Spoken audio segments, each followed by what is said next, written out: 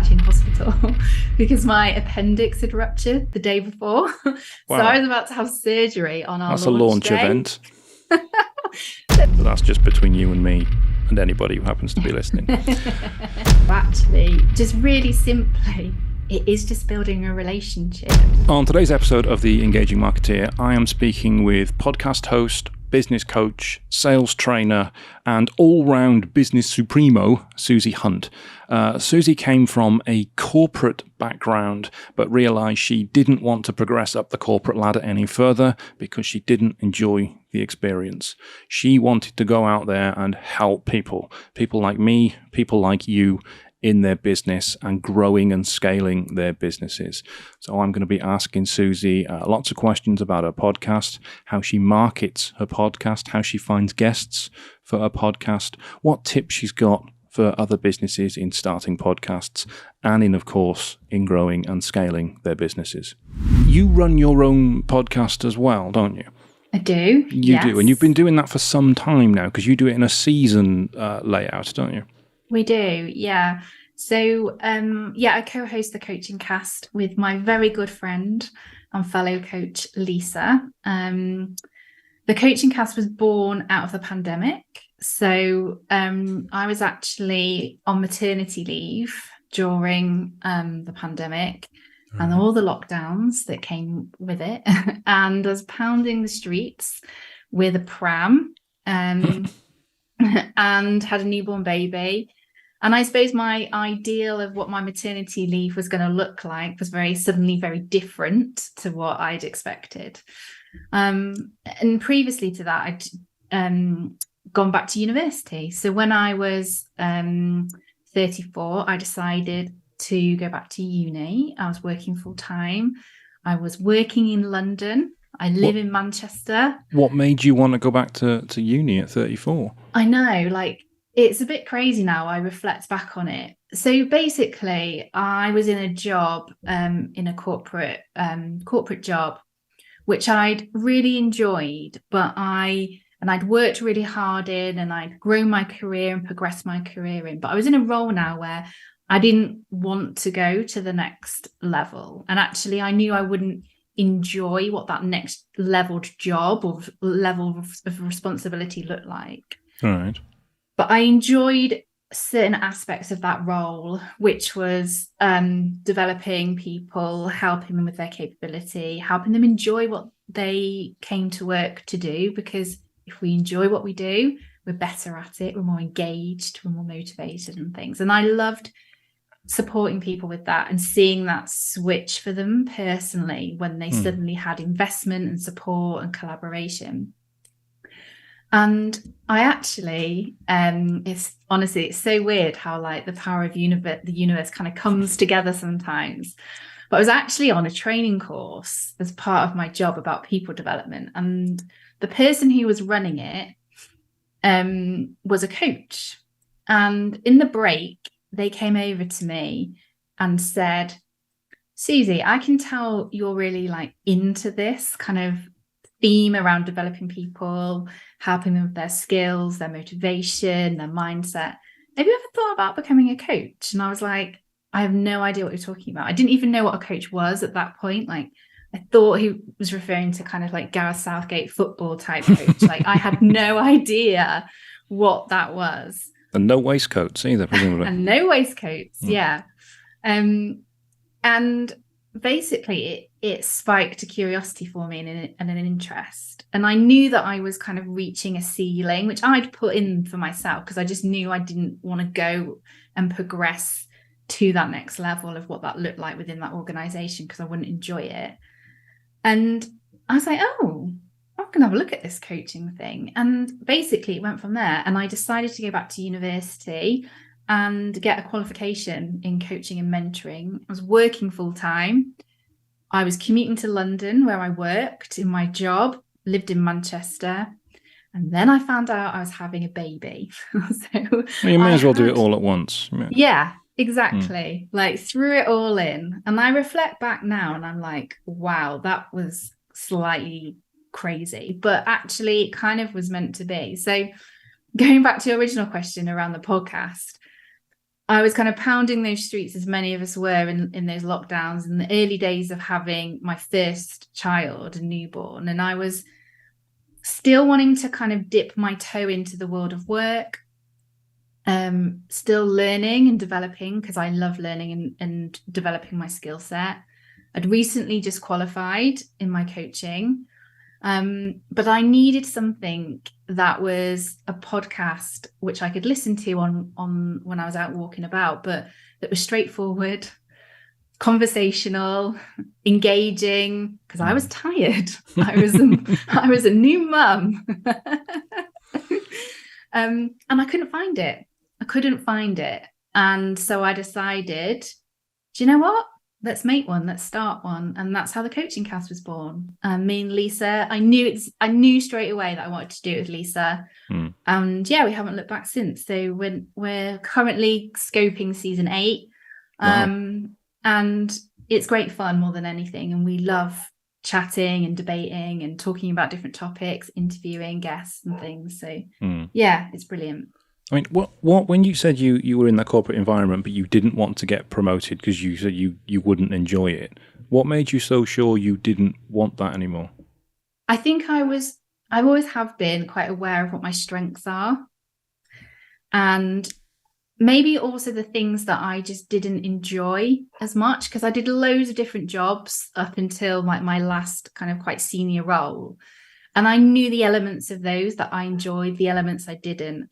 And I knew that next job or that next role would tap into more of the elements that I didn't enjoy as much and that didn't give me energy, essentially. And if I was going to be commuting to London every week, away from my family, away from routine and, spending a lot of time on the M6 toll, it had to be for a job and a role that I knew would give me something back in the sense of fulfillment, passion, energy.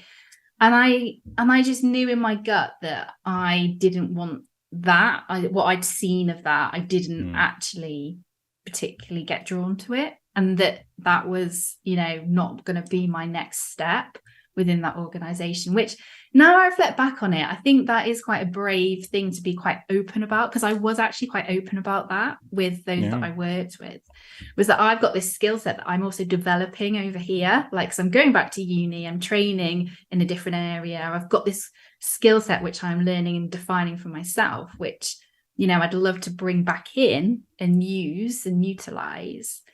But it's perhaps just not quite in the shape or in the form that, is more traditional in the sense of that kind of career path that I had taken up until that point.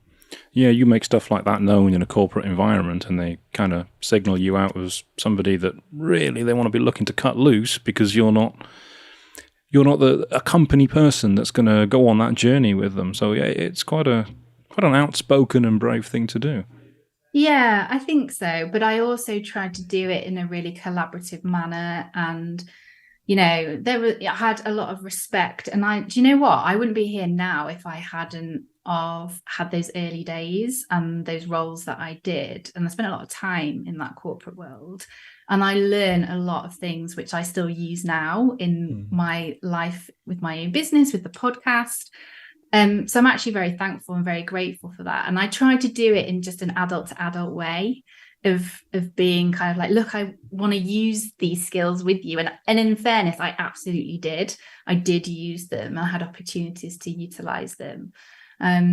But it was all kind of leading me to a path where I think I just knew deep down, it goes back to the old gut feel. Sometimes we dismiss it, but it's actually very powerful if you can follow it and listen to it. And I don't all the time, but I do try and listen to where my gut's kind of what my gut's telling me and direct in that way. And I knew that, yeah, there was kind of this was all gonna kind of come to a point. And I think the pandemic hitting, having a baby, and having that shiny new qualification with all that corporate experience, it all just kind of came together for me. And I was like, do you know what? It's now or never.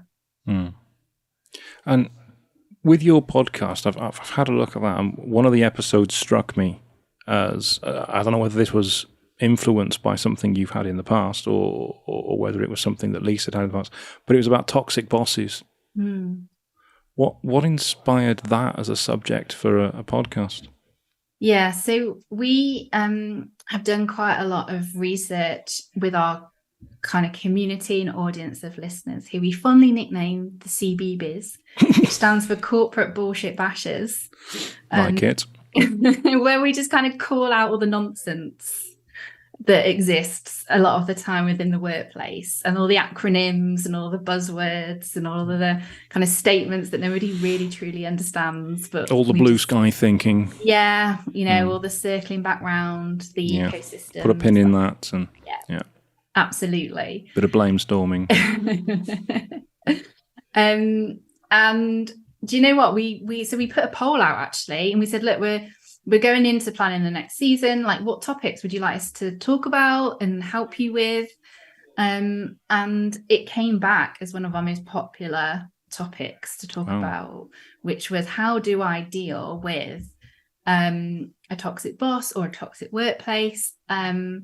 And I think it was an episode where Lisa and I both shared our differing experiences, because we've got different backgrounds, but different experiences of that, and our stories and our top tips and that's really what our podcast is all about, is about offering top tips, some resources through our self-coaching questions to just really kind of help our listeners think about, some food for thought about how they can help themselves get, move forward in situations related to work.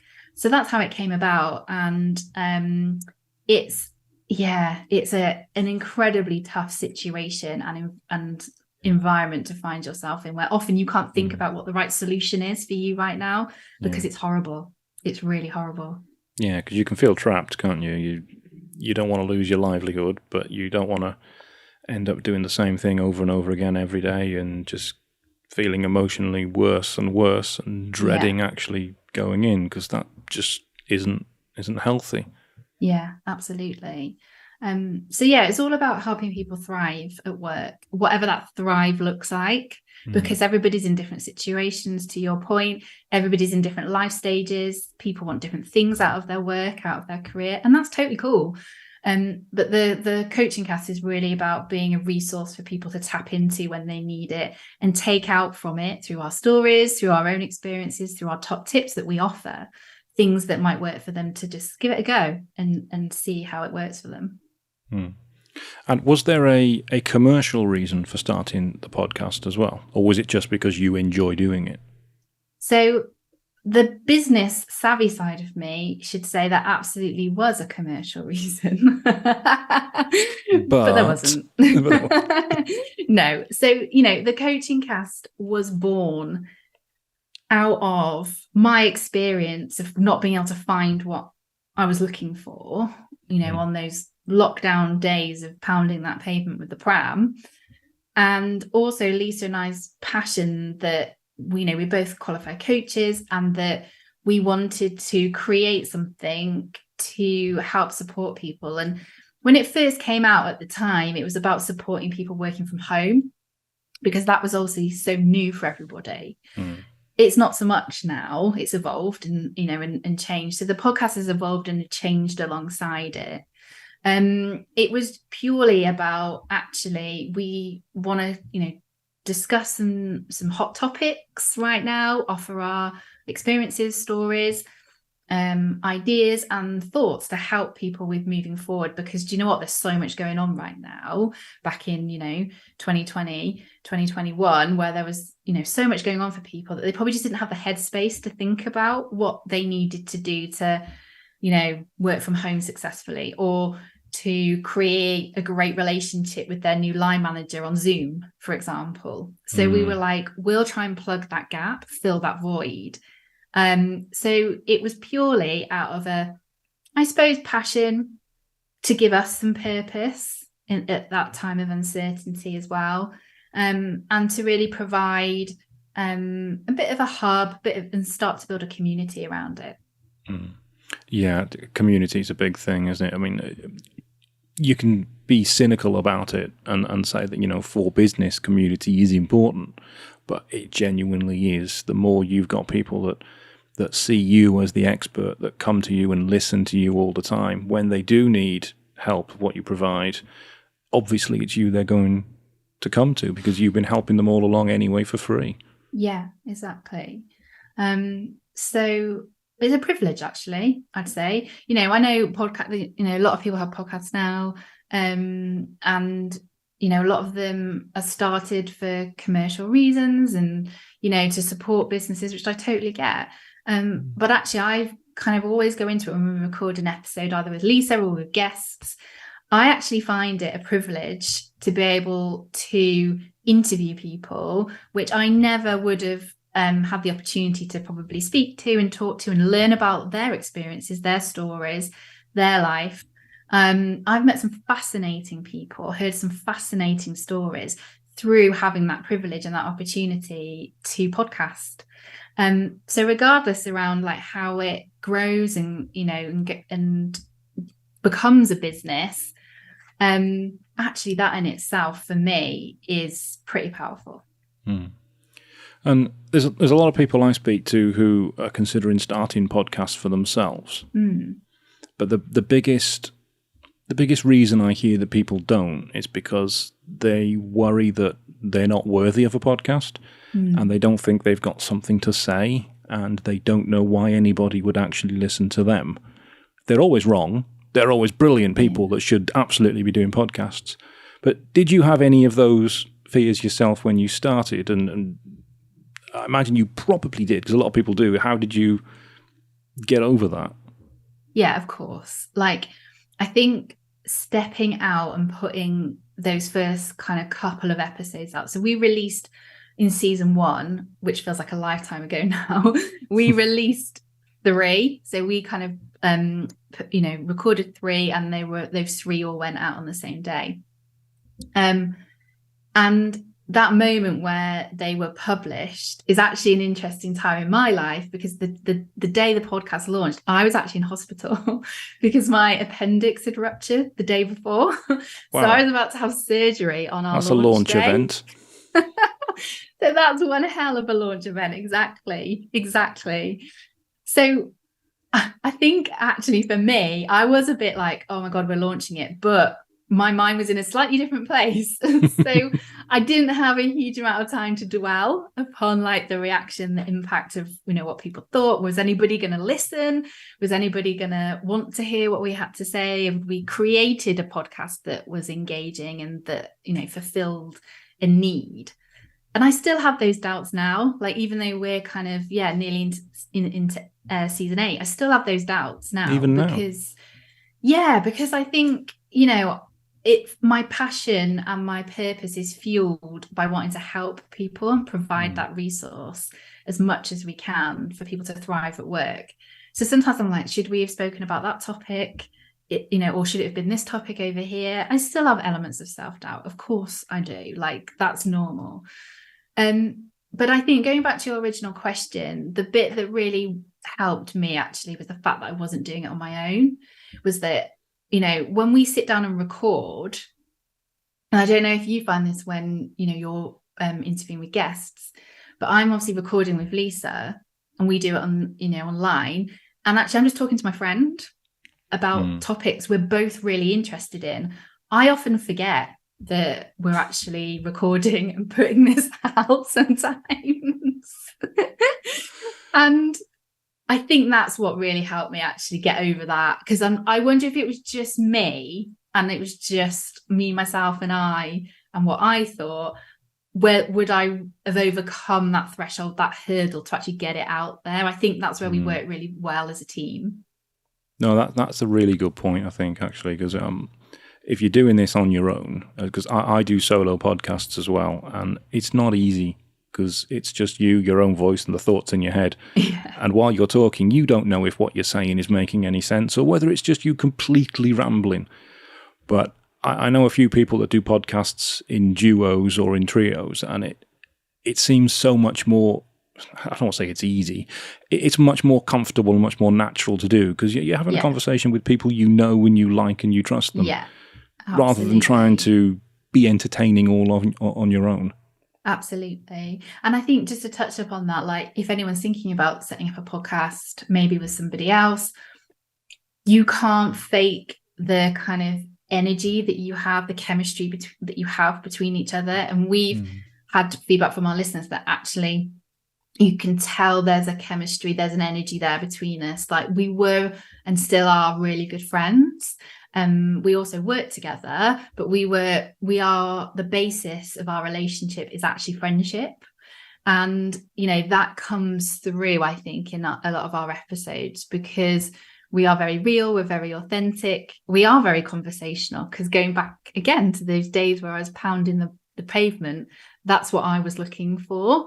So, you know, that definitely comes through. And I think making sure you have that connection with somebody who you want to collaborate with on a podcast outside of the podcast is really important, because otherwise your listeners will be able to tell that it doesn't gel or that, you know, it's not quite flowing. No, that's great advice, actually, because even when TV shows and radios are putting presenters together, they'll screen test them or air test them to see if they have... I can hear an ice cream van. They'll screen test them. I don't know whether that's my end or your end, but there's an I don't think it's my end, but we'll see. Thank you for that. There's an ice cream van, but that's okay. We'll work around it. They'll put people together to see whether they actually have chemistry together, because you could have somebody who's a great presenter, but they just may not click with someone else, and the chemistry is important, you know, which is why Ant and Dec have been going forever, because they are, love them or hate them, they are best mates.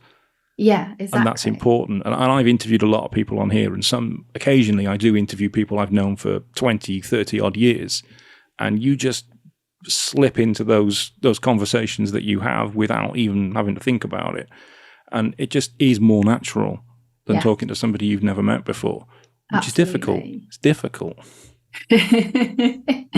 It is. And I think sometimes, like, going back to that point before, like I forget, like I honestly forget. So we tell stories about what's perhaps happened in our week or in our lives, and I just, you know, I'm just chatting to my mate, so I sometimes generally forget, and then people will say things to me.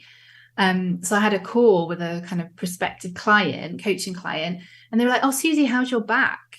And I was like, "How do they know I don't have my back?" I was like, "How do they know I don't have my back?" But I heard, I was listening to the podcast and I heard you talking about it, and I was like, "Oh my goodness, I forget that I kind of mention these things go out into the big wide world, people will listen to them, and then they kind of bring them into, you know, the conversation with me." And a lot of the time when I meet people as well, they say, like, "I feel like I already know you." And I'm like, oh, as a podcaster, that actually makes me really happy. Yeah, and as a businesswoman, that should make you really happy as well. Yeah, absolutely. Because if you're meeting potential clients for the first time, you're seeing them, and they feel like they already know you, most of the work is done. You don't then have to try and convince them that you're good at what you do or that they're going to like you. They already do. Yeah. And the podcast has done, again, to be a bit cynical, has done a lot of the selling already, a lot of the relationship building already, which is another reason why podcast is a fantastic thing as a business tool, whether you intend it as that initially or not. Definitely. You know, people buy people, don't they? They do. And especially in a service-based, you know, business, which we're in, you know, that's absolutely what people are looking for, and where they where they build trust with you, where they think, can I trust this person, or can I relate to this person? Can I have a relationship with this person, in the sense of, especially for me when I'm coaching, you know, that relationship is even more important, because it's people are coming and telling me normally when they've reached their kind of biggest crisis point at work or in their career and they need some help. That's why they're coming, because they need some help. So they've got to be able to think, can I talk to this person and tell them the reality of what truly is going on for me right now with work or job or career? So I think, you know, you're spot on there in terms of the opportunity it provides to demonstrate you as a person, which people will buy into. You know, if you're real and authentic, which we absolutely are at the Coaching Cast, sometimes too real and authentic. You know, that's one of our key mantras. That's a good point. Again, it's probably more relevant for you than it is for me, because as a coach, people do have to open up to you. They do have to tell you things that they perhaps wouldn't want to tell a stranger, or would feel uncomfortable telling somebody they didn't necessarily like or didn't know very well. Whereas, see, we're just digital marketing. People don't have to tell us their deepest, darkest hidden secrets and their greatest fears. They can if they want to, we're all ears. But typically they don't. But in your case, they do. So for a coach, a podcast gets all that out of the way before you even meet them for the first time. Yeah, absolutely.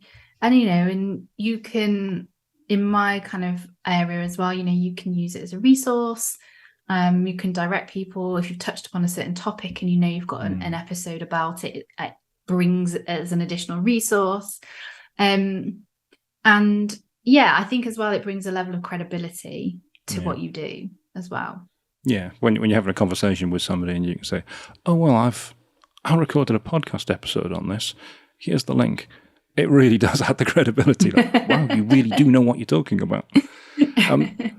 One thing I wanted to ask, this is always the same with podcasts. What do you do to promote the podcast or to market it to get people to listen to it? And what sort of social channels do you use for it? Yeah, so I think this is the $1 million question for a lot of independent podcasters. So yeah, good question there.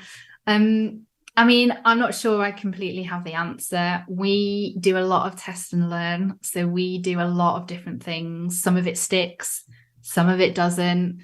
It's an area where we are continually trying new stuff, evolving and open to ideas. So if anyone actually does have the answer to this question, I think for us at the Coaching Cast, because we do work in kind of seasons, actually each season we look to evolve our marketing and also our episodes as well. So we might have new features and that brings in it some new marketing news as well to talk about. We tend to share it mainly. We've got an Instagram page which we talk to our kind of community on and share our new episodes. We do a lot of LinkedIn stuff because Lisa and I are really big on LinkedIn. It's on YouTube, it's got its own website, all the kind of usual places. We, make sure that all links together as well, and that we're kind of bringing it as a complete package from a digital perspective. Guests, guests are an important part of a podcast as well. We're really, we're quite strategic around our guests. That sounds fancier than what I mean by that, but go on, explain. So I think this comes back to the reason of why we do it and kind of like why we do what we do with the Coaching Cast. Lisa and I are really clear and have no issues with saying, we had a request to do an episode on menopause in the workplace, for example. Well, that's not something that Lisa and I have experienced yet. So we were like, we don't feel credible recording an episode with just Lisa and I talking about that topic. So we went out and found an expert and a guest to come on who had an experience, but also is more qualified to talk about it in a real, honest, engaging, way that would relate to our audience and be able to provide top tips that are more applicable, for example. And that's what I mean by kind of being strategic around the guests that we bring on, that goes back into the core of what we do and who we are at the Coaching Cast, is that, we're very clear around the areas we can provide support on and the areas equally we can't. And we don't want to kind of mess around with our listeners and pretend that we can when we can't. So we look for guests who can come on, and actually they are a great vehicle as well for promotion of the episode and of the Coaching Cast as well. So they would be my top tips, really, I think, is getting it in all the right places where you would expect it to be, because it's quite obvious, but I think some podcasters still don't quite do that. And setting all of that up, looking about who are the right guests to support you in your skill set and your capabilities, but also like what you want to talk about as well, and bringing that into your podcast and getting them to share it with, with their audience as well. And then the final thing I'd say is just giving it a go and doing some like trials, learning from it, and maybe adapting and doing stuff again. So we did, for example, like Instagram lives when we first started launching, and literally me and Lisa were just talking to ourselves for like the first 3 or 4. Like we got no people at all. It's tough on Instagram doing that. But we learned from that. But we recently did like a LinkedIn live with one of our guests, and that was a real success. It was a topic that was really hot in the workplace right now. It was around neurodiversity in the workplace. And we invited people to come and, our listeners, and they got to ask our guests questions. They got to ask Lisa and I questions. So, we could have quite easily said, no, that didn't work before, that live format. We're not going to do that again. But we changed it slightly. We learned our lessons from when we did it before. So I think just being able to adapt essentially and modify it as you go is a really critical skill in podcasting. And what was it? You said you learned your lessons. What do you think the lessons you did learn from the Instagram live that didn't work to the LinkedIn live that did? Yeah, it wasn't the right format for the audience. Most people, when they're thinking about work, are on LinkedIn. Some people are thinking about work on Instagram, of course, but the bulk of our audience, it was kind of the wrong format, the wrong platform for who we were targeting. So we adapted that and moved it over to LinkedIn. I think as well, we didn't have like the so what for somebody to come and join us in that early on LinkedIn piece clear enough. So what was in it for them? What were they going to learn? We didn't link it to anything. It was more like just come and meet Lisa and I, and let's just have a chat. Just hang out. Let's It'll just be cool. hang out. Bring snacks. Yeah, actually, do you know what? I don't want to take up 45 minutes of my evening just going to chat to you and Lisa, however not appealing that may sound. So we learned from that as well. So we made sure when we did it again that there was a bit more of a hook, a bit more of a so what for people coming to join us. And I think that access to a guest as well, that specialist in that area, really, really worked. And we thought really carefully about who was the right person to collaborate with us on that. And we'd had a great guest on, Nathan, in season 7, who is the neurodivergent coach, and he does a lot of work in this area. And we were like, yeah, let's absolutely see if Nathan's up for it. And he was, and it kind of just went from there. Okay. You said you see if Nathan's up for it, and he was. I obviously approach guests as well, and there's a couple I've approached that haven't come back with a positive response. How are you finding approaching guests, and how are you identifying them, and how are you asking them to be on the show? And do any say, yeah, I'll do it, but I want paying? So, interesting question. So no, actually, haven't had that yet. I'm going to put this out there. You will. Yeah, exactly. Yeah. Our search for guests has really evolved actually, and I say again, strategy. I use that word very loosely. Strategy. Our strategy for guests has evolved. I think the first, certainly seasons 1 to 5, we were more like outreaching to people and experts. And actually nobody said no. And we've had some quite big names on, I think, are quite big in the world of their specialism. And nobody said no, actually. But we have said no to a couple of people. Really? Yeah. So we kind of qualify them as much as they kind of, I assume, qualify us as well. And it's all about, part of it goes back to what I was saying before about Lisa and I. It's about actually their chemistry and their energy. So could I see them being comfortable and being real with Lisa and I on like on an intro call? We're just kind of meeting and exploring the opportunity. If I get the sense that they're not doing that in that kind of intro call where we're not recording, then I get a sense of whether they are right for us and actually our listeners as well. And there has been a few occasions where we've gone back and said, I don't think this is quite right. So it's kind of flipped actually, because now in the latter seasons, we're getting more people coming to us to want to appear than we are outreaching at the moment. And that's amazing because, one, saves me a job, but 2, makes it easier.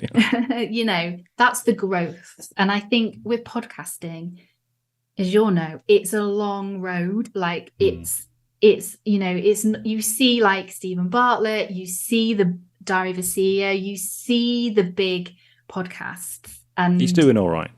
You think, I'd like a bit of that. Of course you would, like 100%, that kind of, sponsorship and success and, brand endorsements. Absolutely. But also, that's not the reality for independent podcasters, which is what Lisa and I are. So actually that switch of people coming to us and talking to us about coming on the podcast has been lovely, because it's, as we establish and grow the podcast. Do you know, I have it on good authority that Stephen Bartlett actually pays his guests.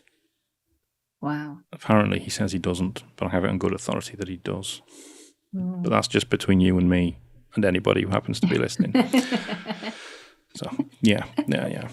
So your business outside of the podcast, how is that going, and how is that affected by the marketing and the podcast that you have as well? Yeah, so I'm very, I don't know, either kind of lucky or actually it is intentional, because it's strategy. Remember, it's strategy. Absolutely. Absolutely. The coaching cast is called the Coaching Cast, because Lisa and I are coaches. Funnily enough, it just dovetails. It's perfect. So, we both have our own individual coaching businesses. So my coaching business is predominantly aimed at those working in high growth companies. So that are scale ups, businesses that have just recently had investment, for example. And that might be founders, directors, leaders, or individuals who are suddenly finding themselves having been in a certain situation, in certain places, in a certain culture where it's kind of been a bit smaller, and all of a sudden now there's a bit of pressure, there's a bit of expectation, things are changing, things are evolving, and I kind of help with that step, essentially. So I work with lots of different people in lots of different sectors: tech, professional services, fashion, manufacturing, and get to meet lots and lots of different people, which I love. Again, going back to the piece around interviewing on the podcast and meeting different people and hearing different stories, I get to do that in my business as well, which is brilliant. So the podcast really complements what I do in my day-to-day business, and working in high growth companies as well has been really, really fascinating, but also leans really nicely on my corporate experience as well, because I worked in sales. So it's an interesting stage, isn't it, when you're in high growth? Because a lot of people think when you're starting a business, that's difficult. But starting a business is relatively easy. Yeah. Getting a business from one person or 5 people to expanding to 20 to 30, that's when it starts to fall apart. Yeah. Because you can't scale it properly, because you scale it in the wrong areas, you end up overstaffed, you end up losing money, it doesn't work, or you end up getting business in that you can't fulfill. That's the really difficult bit. It is. What are the main challenges that people come to you with when they're at that stage of their business? Yeah, so that was a deep question, wasn't it? It was, wasn't it? But I'm ready for it. Let's go. Right. So the main kind of challenges they come with. So I think coaching individuals, and that might be an individual who's a founder. So I've got a number of clients who are founders, and their business is now scaling, and that often their biggest challenge is letting go and stepping out of the doing and the day-to-day, and actually releasing some of that control. And they might not want to do that completely, and I help them with thinking about, well, why would you not want to do that? Like, what's holding you back? Because it's my baby, I don't want to let go of it. So that's kind of partly what it is as well. And I think as well, the other thing that comes up so much, especially for women in high growth companies, and I'm seeing more of this, is around self-confidence and self-belief. Wow. So impostering thoughts, imposter syndrome. I don't particularly like that term around the use of the word syndrome. I think women tend to overthink and I put myself in this camp as well, overthink a bit more around perfection and it being right and being to a good kind of quality and standard, and stepping out of their comfort zone and thinking they're good enough to step out of their comfort zone just to give it a go. I do a lot of work with founders and individuals working within high growth companies where there's rapid change, where there's spinning of numerous plates, both at home and potentially in work as well. So they're kind of going at the same time, supporting them to think about how they manage and deal with all of that. And I think, often a lot of people come to coaching because they want to feel heard in a safe space where there's no judgment. And I think, especially if you're a working mom in these types of businesses, that's even more prevalent, because there's not many. There are, but there aren't in the majority other working mums in those environments. So coming to somebody like an external coach who is a working mum, who's got experience in these kind of types of industries and sectors, often it's more about just letting it all out and in a safe space with no judgment before we even start thinking about how you move on and how I support them. So yeah, that's quite a big thing, I think, that's growing at the moment in that. And then I'd say the other kind of piece I help with mainly is around that people side of things. So building a culture, a people-centric culture in that high growth company. Like, where do you start? How do you do that? What do you want it to look like? How do you make it happen?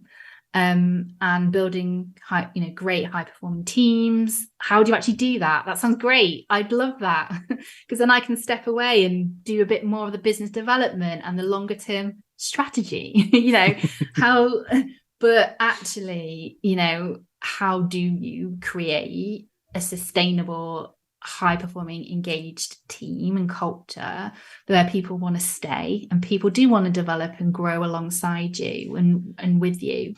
So that's the kind of the other half of what I do as well, which is a bit more organizational, team focused. So to ask your own question, how do you create a high-performing team with a great culture? So I always... You started this. It's your fault. You're right. I did.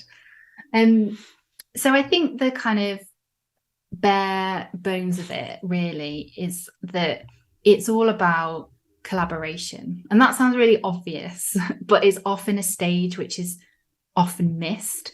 I was actually talking to somebody, a client, about this yesterday. So, they had done all this great thinking. They'd come up with all these great initiatives, these great ideas of what they thought their team, their leadership team and their wider team needed and wanted. So I actually said to them, have you asked them what the challenges are, like what they're looking for, what they value, what is important to them? Because you've done all this great work, which is fantastic, but is this right? Like, how do we know this is what they want? And they looked at me and they were like, no, I haven't. And I think that comes back also to a little bit around the founder mentality. And I get this because I am in my business. You'll probably get this as well. When it's yours and you're at that kitchen table and you're doing everything and you're growing it and building it and developing it, and, it's yours, your other baby. And, you think you know all the answers because at that time you probably do. It's quite hard to let go of that habit. And so when it scales, it gets bigger, it grows, there's a bit more pressure. You can quite easily and understandably take that habit with you and that mindset with you. And that's what happened in this instance. And actually, by having someone like me who sometimes just goes, wait a sec, let's just pause and let's kind of hold the mirror up a little minute and think about going back to some basics. Like, what do we even know what we're aiming for, what the destination is at this point in terms of what your people would like and your teams would need? Then we go, and then we can start looking at solutions and ideas and options. And that's when it's the fun part starts. Like, absolutely, you can get creative. But that's the kind of the key thing I found, is that first step often gets missed because we bring in some of those habits from when we were at a kind of a founder stage. Yeah. I mean, it sounds from what you've described that you do a lot more than what typically a business coach would do. Do you describe yourself as a business coach, or do you strategy perhaps? No. So, well, I'm gonna say no. Yeah, I do. My love is coaching. So, remember I went back to uni at 33, 34, I think I was. Crazy. I forget my age now. I invested a lot to get that qualification. And that's because I felt so passionately about, I love it. I absolutely enjoy working with people one-to-one. So I market myself as the executive coach for those working in high growth companies, essentially. It's no more complicated than that. But I offer services that go beyond that. Absolutely. So I offer, people services, which is around consultancy, leadership development, training, and also some sales services as well. So one-to-one mentoring around sales, because I obviously have a sales background from my corporate world. So yes, you're right. It is more than just coaching, but coaching is really my passion and underpins a lot of my approach, and a lot of what I do when I work with businesses and teams and clients is I try to bring in some of those fundamentals as well, because, I really do believe in the power of having a bit more of a coaching culture peppered through what I do and how I work, essentially. I think it would be remiss of me to ask, because you've mentioned sales a few times, and you've mentioned how obviously that's your corporate background. We're in our business now, we're currently going through a program with a sales consultant. So we're putting together a plan together for that, because it's like the one missing piece that we've got in our business, a plan that people can stick to, as opposed to going off and doing it gung-ho constantly. Yeah. What are the main things you think people need to be doing for sales to do it right? Or if you prefer, what are the things that people typically do wrong with sales? So in my experience, I think the thing that people tend to actually do wrong when they think about sales is that they think about sales. Yeah. Okay, so let me explain that. It is actually, so you say the word sales, people just shut down, their ears like close off, they start feeling a bit like warm and panicked, and they think like, oh my goodness, I've got to go and cold call and ring up somebody. You might, yes, have to do that. I don't know, like what in the remit we're talking about. But actually, again, stripping it back to the basics, it's about building a relationship. And it's about creating trust. It's about finding out what the challenges, the pinch points are for the customer or the person, your client, or person you're talking to, so that you really understand what it is that they are challenged with or by, and actually what's holding them back. So it's not about you for a lot of the part of the process.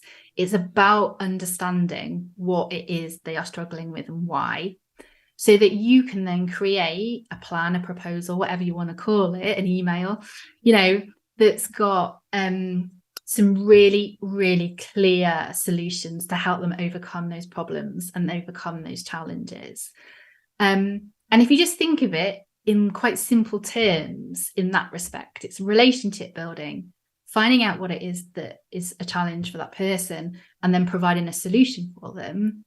It doesn't feel as scary and as overwhelming. And I think reframing it for a lot of people is often what they miss as well.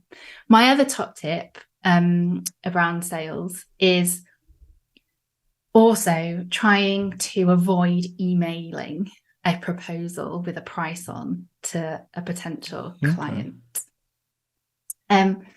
Because if you put yourself in their shoes of somebody receiving something, what's the first thing you're going to look at? The price. The price. Always the price. Always the price. So, it's really then hard to justify or create that narrative around why you've got to that price, because you're not on that, on that email. Ideally, a really good way of doing it is actually getting on a Zoom call or on a call and presenting a proposal with the price absolutely in there, but demonstrating the value you're bringing, the value you're generating, how you're going to overcome the solutions, so that when you get to the investment piece, you've hopefully met all of their needs really accurately. And if you haven't, there's that opportunity for them to say, actually, this bit's not quite right, or this bit's not quite right. And it's from the outset, a collaborative adult to adult conversation.